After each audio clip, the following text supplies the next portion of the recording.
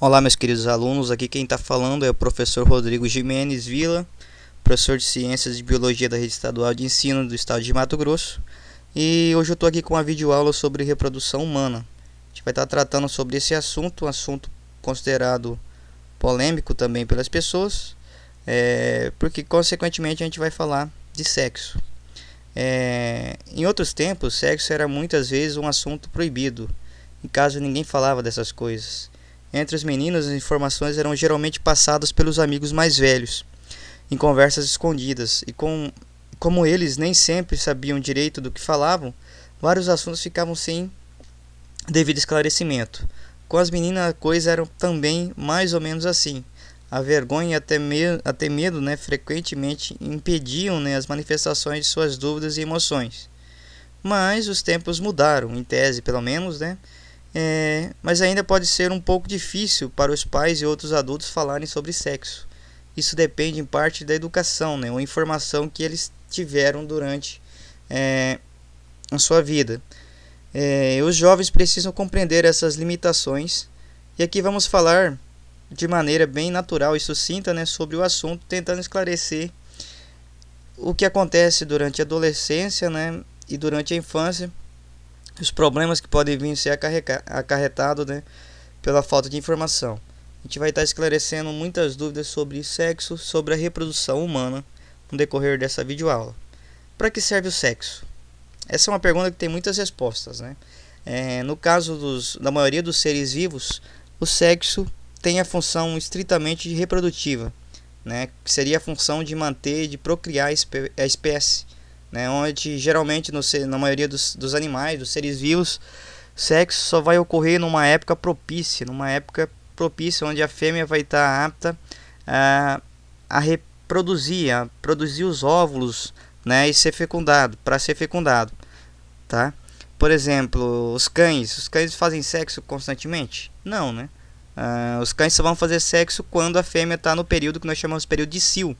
Esse período é um período que ela ovulou e que o seu organismo está apto a receber os embriões ali, se caso os ovos vierem a serem fecundados por espermatozoides. Mas no ser humano? No ser humano é assim que acontece? Para os seres humanos, geralmente a reprodução é apenas uma das funções da atividade sexual. A relação sexual é também uma maneira de obter prazer e alegria, de dar e receber carinho e afeto. É uma das expressões mais íntimas, que pode haver no relacionamento entre duas pessoas, pois envolve as emoções. Não é à toa, que a relação sexual também é chamada de fazer amor. Então, no caso do ser humano, as coisas são um pouco diferentes quando a gente falamos de sexo. O sexo não tem somente a função reprodutiva, o sexo tem a função também de prazer, de carinho, de afeto, Então, isso é um pouco diferente do que na maioria dos animais. O ato sexual, falar um pouquinho aqui do ato sexual, até o início de uma nova vida. Na relação sexual, a atração provocada pelos estímulos e pela reações hormonais faz com que os toques e as sensações táteis sejam muito prazerosos. Os jogos amorosos, as características, a ternura, os contatos de lábios e de outras partes do corpo, a excitação, tudo isso compõe um ritual de preparação ao ato sexual, que é o ápice do encontro entre os parceiros sexuais.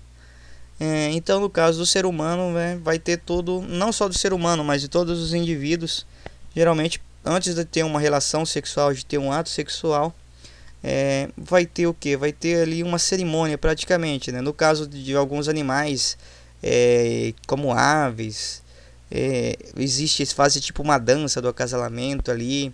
Os anfíbios cantam para chamar, os seus parceiros, para atrair os parceiros.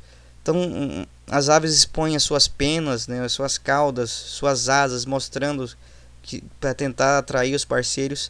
No caso do ser humano também não vai ser muito diferente, Vai ter ali todo um jogo, de ternura, de onde as pessoas jogam charme ali para atrair a atenção das pessoas que desejam aí manter um relacionamento, uma relação, Então, e com isso pode vir a chegar, se tiver um ato sexual, pode vir a dar início a uma nova vida, Então seria a reprodução acontecendo, certo? Com a excitação, o pênis do homem aumenta de volume e fica duro, ereto, e a vagina da mulher solta uma secreção que a lubrifica. Tudo isso facilita a penetração do pênis na vagina quando acontece o coito ou ato sexual, que geralmente provoca uma sensação bastante prazerosa em ambos os parceiros. No ato sexual vaginal completo, o homem ejacula, isto é, um líquido sai do pênis e é depositado na vagina, quando não há preservativo. Esse líquido, o sêmen ou esperma, contém espermatozoides originados dos testículos. Dos milhões de espermatozoides que foram depositados na vagina, apenas centenas deles alcançarão um óvulo, e somente um espermatozoide consegue se introduzir nele. Essa é a oportunidade de surgir uma nova vida e de ocorrer a concepção. Ou seja, se um óvulo for atingido pelo espermatozoide, se algum espermatozoide conseguir chegar até o óvulo, ali dentro da tuba uterina, pode ocorrer aí a concepção, a fecundação desse óvulo, gerando aí um zigoto que vai descer até o útero, né, onde vai se desenvolver o embrião e depois o feto, originando um novo bebê ali que posteriormente irá nascer. Para entendermos melhor certos aspectos associados com a função reprodutiva no ser humano, é preciso entender a relação entre os órgãos genitais femininos e masculinos, e para que isso ocorra, vamos falar um pouquinho sobre o sistema genital, né? Masculino e feminino. Vai ocorrer algumas mudanças no corpo durante a adolescência. A descoberta do sexo acontece com a descoberta do corpo. Moças e rapazes costumam acompanhar atentamente as mudanças que ocorrem nos seus órgãos sexuais externos. Essas mudanças são provocadas pela ação de hormônios. As características sexuais primárias visíveis nos órgãos genitais são determinadas geneticamente e estão presentes desde o nascimento, tanto no homem como na mulher. Essas características sexuais primárias aqui seria, no caso, o sexo masculino. O homem possui o testículo, o pênis, desde o nascimento. A mulher possui uma vagina ali também desde o nascimento. São as características sexuais primárias. Porém, vão ter as características sexuais secundárias que vão ocorrer durante a puberdade. Essas características sexuais secundárias seria, no caso, as mudanças que vão acontecer, como por exemplo no homem, surgimento da barba, vai engrossar a voz, né? Vai ocorrer a primeira ejaculação, vai surgir os pelos pubianos, né, na região púbica, e nas meninas também vai acontecer algumas mudanças, como por exemplo, vai ocorrer a primeira menstruação aí no período entre 11 e 13 anos, né, período da puberdade. Também nas meninas, os seios vão aumentar de volume, o corpo vai ficar todo torneado, né? Então vão ocorrer essas mudanças aí no corpo tanto do homem quanto da mulher. No decorrer, nessa fase chamamos de puberdade. O que significa puberdade? É o período em que o corpo do ser humano passa a estar apto a se reproduzir. Então, a partir do momento que o garoto ejacula pela primeira vez, significa que ele está apto a reproduzir, a produzir. Os espermatozoides estão sendo produzidos já para fazer a fecundação. A partir do momento que uma menina menstrua pela primeira vez, ela está apta a se reproduzir. O corpo dela está preparado hormonalmente, estruturalmente, para receber ali um embrião e que esse embrião se desenvolva dentro do corpo dela. Antes disso, eles não estão aptos a se reproduzir, tá? Então, o corpo masculino vai ocorrer algumas modificações aqui. Os testículos, né, que vão estar dentro do saco escrotal, crescem primeiro, né? Um pouco tempo depois, o pênis também. Na puberdade, os pelos vão surgir em diversos locais, como eu já disse, no rosto, nas axilas, no peito, nas áreas próximas aos testículos. E a voz também vai sofrer mudanças, né? Ou seja, que a gente fala que as pessoas estão mudando de voz. O que vai fazer com que isso aconteça seria, no caso, consequência de ação hormonal, né? Que vai ser produzido lá mesmo nos testículos. Esses hormônios aí, no caso, principalmente a testosterona, vai acarretar todas essas mudanças no corpo do garoto aí, no corpo masculino, né? Aqui são as modificações que acontecem durante todo o período aqui, desde o período de criança até o período adulto. Tive algumas mudanças, né? Os rapazes possuem uma pequena quantidade de hormônios sexuais femininos, as garotas uma pequena quantidade de hormônio sexual masculino. Na puberdade, às vezes, um pequeno desequilíbrio na quantidade desses hormônios pode provocar um ligeiro crescimento das mamas nos rapazes ou pelos em excesso nas garotas. Em geral, isso desaparece com o tempo, mas se persistir, né, o mais aconselhável é procurar orientação médica. Então, tanto o homem quanto a mulher vai ter todos os tipos de hormônio, tanto masculino quanto feminino. Porém, nos meninos, a maior quantidade de hormônio seria os hormônios sexuais masculinos. Nas meninas, os hormônios sexuais femininos. Porém, pode acontecer um pequeno distúrbio aí, né, que pode acarretar algumas mudanças indesejáveis no corpo, que muitas vezes desaparecem com o passar do tempo. Porém, se isso não acontecer, tem que ser procurado um médico, né, orientação médica, para ver o que vai ser feito para resolver esses problemas. Certo? Aqui seria o órgão, estrutura do sistema reprodutor masculino.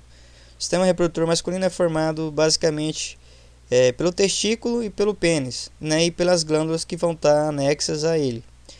Pênis, a função do pênis é a ejaculação e também, né, o coito, a cópula.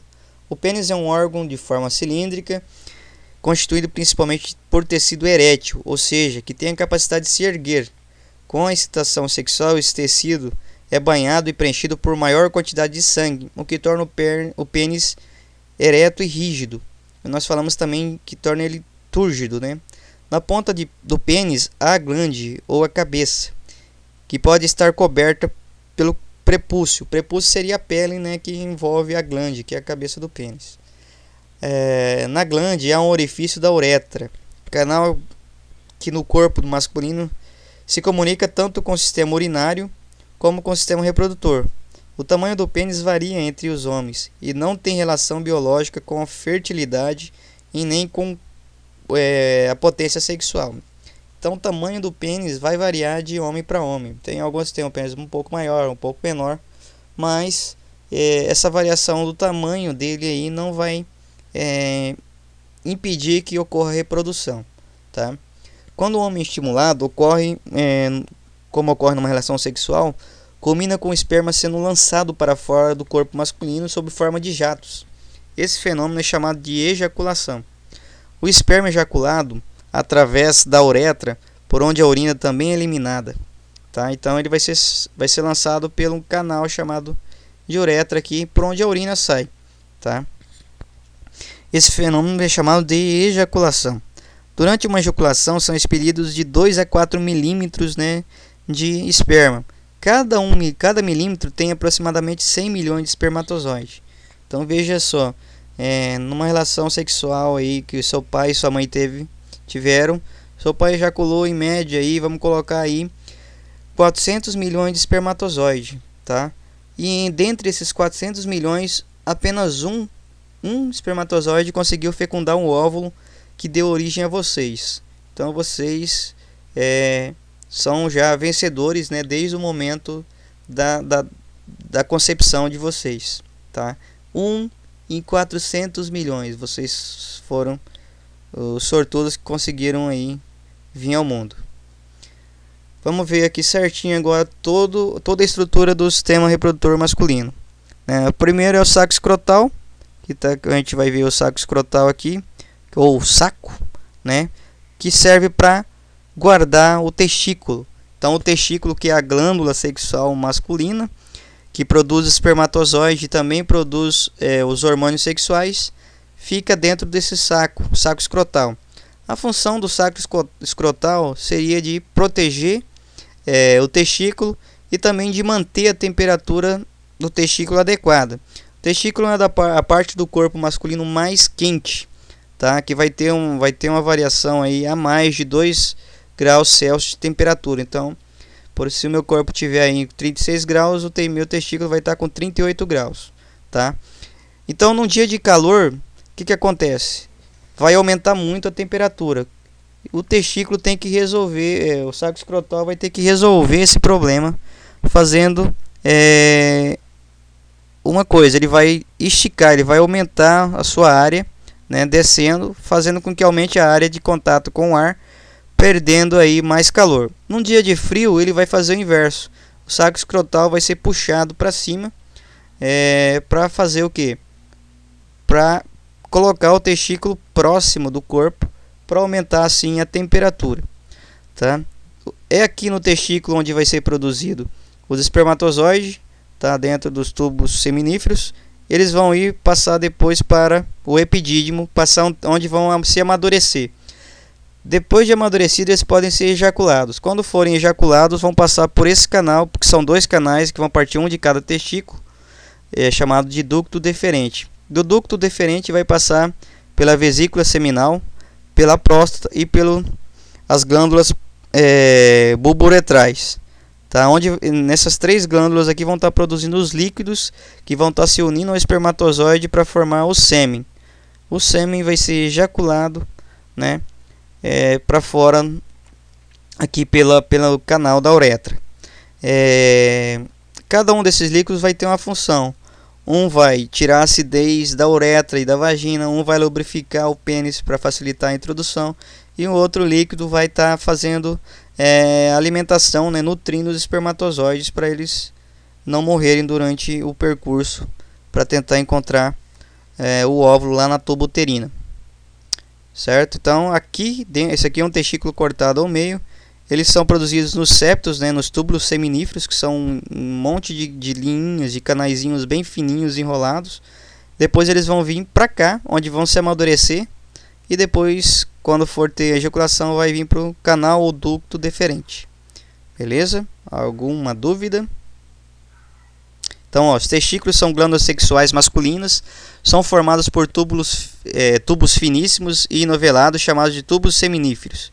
Diferentemente do que ocorre com as garotas, que já nascem com estoque de gametas, né, os óvulos prontos no corpo, é na puberdade, sob a ação de hormônios, que se inicia no corpo masculino a produção de gametas, os espermatozoides nos testículos. A produção de espermatozoides começa na puberdade, por volta de 12 ou 13 anos de idade, e vai até o fim da vida. Cada espermatozoide é formado basicamente por três partes: cabeça, colo e cauda com flagelo.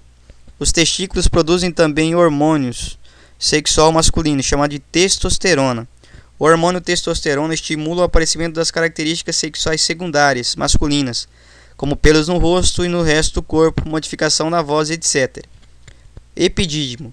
Os espermatozoides que acabam de ser formados ficam armazenados no epidídimo, um outro enovelado de túbulos localizado sobre os testículos. Os epidídimos são dois órgãos formados por túbulos enovelados, cada um localizado junto a um testículo. Os espermatozoides podem ficar armazenados nesses túbulos por aproximadamente 1 a 3 semanas, até que a maturação seja completa. Isso aumenta o que? A sua mobilidade. Os espermatozoides passam do epidídimo para um tubo de parede muscular chamado ducto deferente. De cada epidídimo parte um ducto deferente. Posteriormente, sob a bexiga urinária, cada ducto deferente se une ao canal da glândula seminal, no qual, no mesmo lado, forma um tubo único chamado de ducto ejaculatório. Os ductos ejaculatórios lançam os espermatozoides no outro canal, a uretra. A uretra é um tubo que se inicia na bexiga urinária e percorre o interior do pênis, que se abre no interior, no meio externo. Aqui tem as funções de cada uma das glândulas. As glândulas seminais são glândulas em forma de bolsas. Elas vão produzir um líquido que nutre o espermatozoide e aumenta sua mobilidade. A próstata produz um líquido de aspecto leitoso, né? E esse líquido ele vai fazer o que? Ele vai neutralizar a acidez. Então cada um desses líquidos vai ter uma função. Já as glândulas bulbouretrais vão estar produzindo também líquido que vai estar fazendo o quê? Que vai estar lubrificando o pênis e a vagina na hora da relação sexual. O conjunto formado pelo espermatozoide e pelos líquidos, tanto das glândulas bulbouretrais, da glândula da próstata e da glândula seminal, vai formar o que nós chamamos de sêmen. Antes de falar do corpo feminino, falar mais um pouquinho sobre o pênis, né? O pênis é formado internamente por um músculo chamado de corpo esponjoso ou corpo cavernoso, tá? Que ele é todo cheio de buraco, como se fosse uma esponja de lavar louça, tá? Todo cheio de buraquinho. Com excitação, o sangue vai ser bombeado em maior quantidade dentro do pênis, que vai fazer com que ele aumente de tamanho ficando duro. Então, isso que vai possibilitar que ocorra o coito. Então, graças a essa estrutura chamada de corpo esponjoso ou corpo cavernoso, né, que o pênis possui. Falar um pouquinho, né, do corpo feminino. Das meninas vai acontecer algumas mudanças também, né, que vão acontecer, como aparecimento, né, dos pelos pubianos e nas axilas, o aumento das glândulas mamárias, e vai acontecer também a primeira menstruação aí em volta dos 12, 13 anos de idade, tá? Isso aqui seria a parte externa, né, do órgão sexual feminino, tá? Isso aqui nós chamamos de pudendo feminino, que são os vestíbulos vaginais, né? Aqui seria a vagina, seria o canal que estaria a abertura da vagina, na verdade, aqui, né? Mas a vagina é interna ao corpo da mulher. Então, o pudendo feminino, ou vestíbulos vaginais, tem os grandes lábios, que são essas dobras maiores externas aqui. Tem os pequenos lábios, né? Que seriam essa parte, essas dobras aqui. Então, grandes lábios vão estar envolvendo os pequenos lábios, que vão estar envolvendo a entrada da vagina e a uretra. E logo acima dos grandes lábios vai estar o clítoris. O clítoris é um órgão sexual semelhante ao órgão sexual masculino, né? Semelhante ao pênis, porque ele também possui tecido erétil, possui ali tecido esponjoso. Quando excitado, a mulher excitada, o clítoris vai aumentar o seu volume também, porque tem a função, né, de dar prazer na hora do sexo, tá? Então isso seria a parte externa do corpo do órgão sexual feminino. Internamente, né, estaria aqui a vagina, onde vai ser lançado, no caso, os espermatozoides. Aqui estaria o útero, onde o embrião se alojaria. Os ovários, que são dois, onde são produzidos os óvulos. E a trompa de Falópio, ou tubo uterina, onde os óvulos vão percorrer até chegar ao útero. É nesse local aqui que tem que ocorrer a fecundação. Se o espermatozoide alcançar o óvulo aqui dentro do útero, já não ocorrerá mais a fecundação. Tá ok? Aqui também mais uma estrutura, né, mostrando o ovário, a trompa de Falópio e o útero, a mesma estrutura ali, né? Então a definição: a vagina é o que? É o canal que liga a vulva até o útero. O útero é um órgão oco constituído por tecido muscular com grande elasticidade, que tem a forma e o tamanho semelhante ao de uma pera. Em caso de gravidez, o útero está preparado para alojar o embrião até o nascimento. Os ovários são as glândulas sexuais femininas, onde vai fazer o que? Onde vai ser armazenado aí aproximadamente 400 mil gametas, 400 mil óvulos, né? Estão armazenados nesses dois ovários, e eles vão sendo liberados a partir da puberdade, um a cada mês, né? Chegando o momento aí, em torno dos 50 anos de idade, a maioria das mulheres terminam de liberar esses óvulos,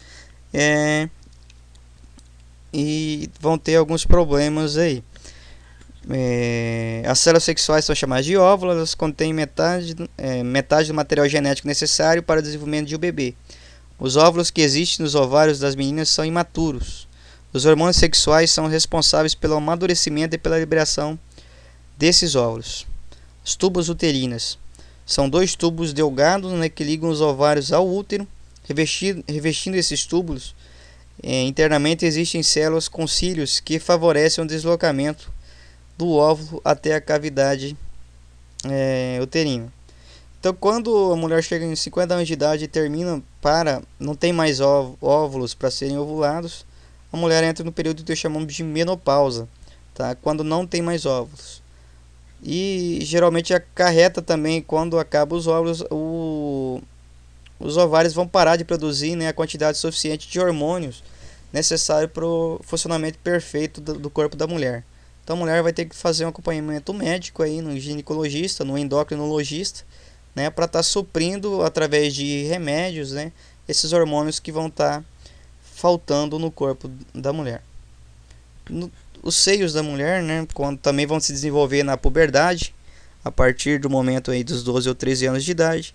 A função do seio seria amamentar o bebê, né, após o nascimento. Ele é toda uma estrutura complexa onde o leite vai ser produzido aí.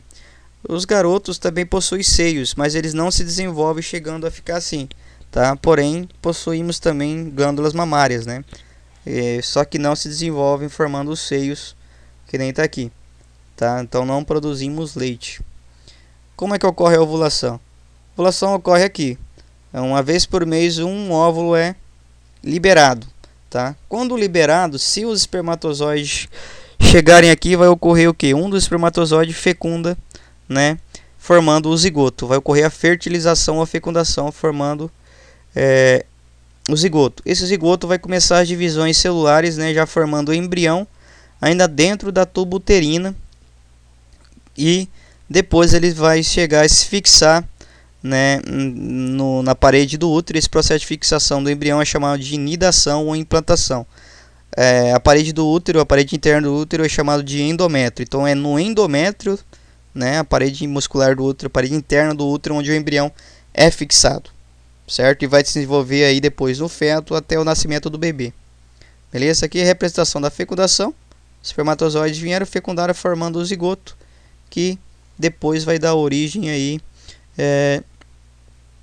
ao bebê, ao bebê. Os seres humanos, né, geralmente possuem 46 cromossomos, sendo que 2 deles são os cromossomos sexuais. Então são 2 cromossomos, né, que vão definir sexo, se é homem ou é mulher. Justamente lá um par 23 dos cromossomos, né? XX, né, no caso mulher, e XY seria no caso dos homens, tá? Então seria esses cromossomos aí que definem homem ou mulher, o par 23, um par de cromossomos que vai definir se somos homem ou mulher. A menstruação. O que é a menstruação, pessoal? A menstruação acontece pelo seguinte fato: quando ocorre a ovulação, ocorre a liberação de um óvulo, se esse óvulo não for fecundado, ele não vai formar um embrião, certo? Correto? Porém, antes de ocorrer a ovulação, ocorrem umas mudanças dentro do útero da mulher. Esse útero vai se preparar para receber um eventual embrião. Como que ele se prepara? Ele se prepara aumentando a vascularização. Ele fica todo vascularizado, né, cheio de pequenas veinhas, né, aumenta inclusive o seu tamanho, tá? Fica preparado, como se formasse realmente um ninho ali para receber o embrião. Porém, ovulou, não teve fecundação. O óvulo desce, não vai ocorrer a fixação aqui, a nidação. O que vai acontecer? Todo esse ninho, todo esse preparo do endométrio aqui vai ter que ser desfeito. Então, a parede interna, o endométrio, vai se descamar. Com essa descamação do endométrio, rompem-se vasos sanguíneos, que vai ocorrer, que vai culminar então aí com a menstruação. Então isso é menstruação, nada mais é do que a descamação do endométrio, por não ter ocorrido a fecundação ali de um óvulo. Então todo o endométrio se descama e ocorre o sangramento, né, saindo aí aquelas células que foram formadas ali, né, para receber o eventual embrião. Beleza? Isso é a menstruação. Isso aqui seria os absorventes, né? Absorvente interno e o absorvente normal, né, que serve para evitar aí que as mulheres sujem suas roupas, certo? Nidação, então, como eu disse, é o processo onde o embrião vai se fixar na parede ali. Então o embrião, parecido ainda com uma bolinha de célula, chega ao útero. Lá ele se implanta, isto é, se fixa na mucosa uterina, aproximadamente 8 dias após a fecundação. Então o embrião vai se fixar 8 dias após a fecundação. E essa fecundação, essa fixação, né, na mucosa uterina ali, é chamada de nidação. O pequeno embrião é formado a partir do zigoto. Poderá se desenvolver no útero, protegido por membranas e pelo líquido amniótico, Logo nas primeiras semanas de gravidez forma-se a placenta. Então o que seria a placenta? A placenta é essa parte aqui, né, onde o embrião, o feto, né, ou o embrião ainda, o feto vai estar ligado com o cordão umbilical, e é através da placenta e através do cordão umbilical que vai ocorrer as trocas de nutrientes, né, entre a mãe. Então os nutrientes vão vir pelo sangue da mãe. Chegando aqui, não vai ocorrer a mistura de sangue, tá? O sangue da mãe não passa para o sangue do bebê. Ocorre aqui um processo, somente os nutrientes e os gases passam para as veinhas aqui dentro da placenta, tá? Onde vai mandar os nutrientes, o oxigênio e os nutrientes para o corpo do bebê. E o gás carbônico e os nutrientes indesejados, os restos, né, os metabólitos, vão ser mandados para o corpo da mãe de volta. Então, não ocorre aqui a mistura de sangue do bebê com sangue materno, tá? Então as trocas, a nutrição do bebê é feita através da placenta e através do cordão umbilical. Qual que é a importância da placenta? Vamos ler esse texto aqui para vocês memorizarem melhor. A placenta é formada por tecidos do embrião e do útero materno e é típica de organismos dos animais mamíferos. A placenta se liga ao embrião pelo cordão umbilical, que possui vasos por onde a circulação do sangue com oxigênio e os nutrientes e o gás carbônico e o resto de nutrientes são utilizados, né? A gestação a gestante, né, que fuma ou que faz uso de álcool e outras drogas, inclusive certos remédios, pode ter a placenta pequena, comprometendo o desenvolvimento do feto. Durante toda a gravidez, o feto cresce e fica protegido dentro do útero materno. O umbigo marca o lugar por onde a criança esteve ligada à sua mãe através do cordão umbilical. Tá? Então essa marquinha que nós temos do umbigo é onde nosso cordão umbilical estava. Daí dá o nome de cordão umbilical. Era por aqui que entravam todos os nutrientes que nós necessitávamos durante a nossa gestação. O parto, né? Depois de 9 meses, né, ou 40 semanas, vai ocorrer o parto, que pode ser de várias formas. O parto normal, onde o bebê vai ser expelido através da vagina com contrações da barriga, do músculo da barriga e do próprio útero, né? E o bebê sairia pela vagina, tá? Parto normal ou natural. E o parto cesariano, onde vai ser feito uma incisão aqui na parte de baixo da barriga da mulher, depois também incisão no útero e depois vai ser tirado o bebê através dessa abertura. Muito bem, pessoal, muito obrigado por assistirem a minha videoaula. Vocês podem achar esses conteúdos no site do www.sobiologia.com.br, tá? E as minhas videoaulas estão aí no Facebook, estão aí no Live e também no YouTube. Bons estudos e muito obrigado pela atenção. Até a próxima videoaula.